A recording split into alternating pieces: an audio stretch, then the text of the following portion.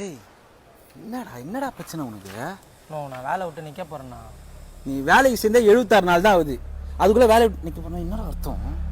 உன்ன மாதிரி பசங்களாம் வேலை கடிச்சு வரீங்கடா, அப்புறம் உடனே வேலை விட்டு பயங்கரமாக பாலிடிக்ஸ் பண்ணுறாங்கண்ணா.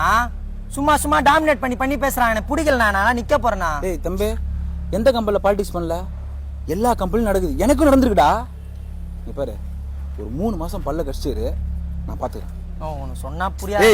உன்னா உன்ன மாதிரி உங்கள் ஃபேமிலி இருக்கு. புதுசாக பைக் வாங்கிக்கிறேன், இஎம்ஐ கட்டணும், வாடகை கொடுக்கணும். உங்கள் அம்மா யார் பார்த்துப்பா? திரும்ப வீட்டு வரைக்கும் அனுப்பியா? அங்கங்கே ஐடி கம்பெனியில் மாதம் 3000 பேர் வேலை விட்டு தூக்கிக்கிறானுங்க. இதை கிடைச்ச வேலையை ஒழுங்காக பார்க்கறத விட்டு என்னடா இவன் சொல்கிறா இவங்கிட்ட?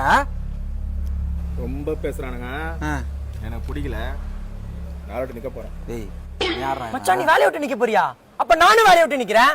நோ, நீ எங்களுக்கு பேச 14 நாள் வேலை செய்யற நீ தான்டா குட்ட கலப்பி தாளம் உள்ள போய் 14 சமாளம் பேசு. 14 நாள் எதுக்கு 14 நாள் வேலை செய்யணும்?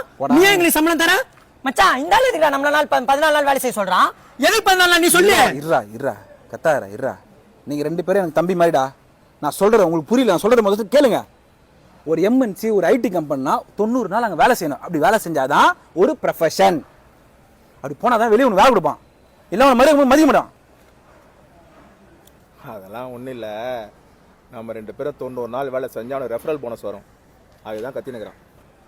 ரெஃபரல் போனஸா?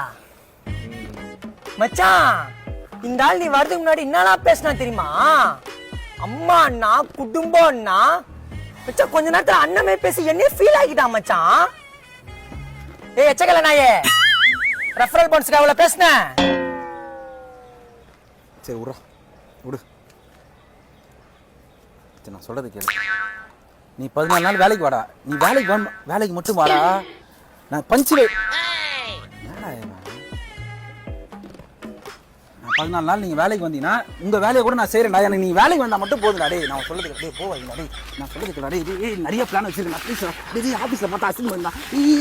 மேனேஜர் போறானே. ப்ளீஸ் நீ டேய் ப்ளீஸ் கிஞ்சி கேட்டுடா டேய்.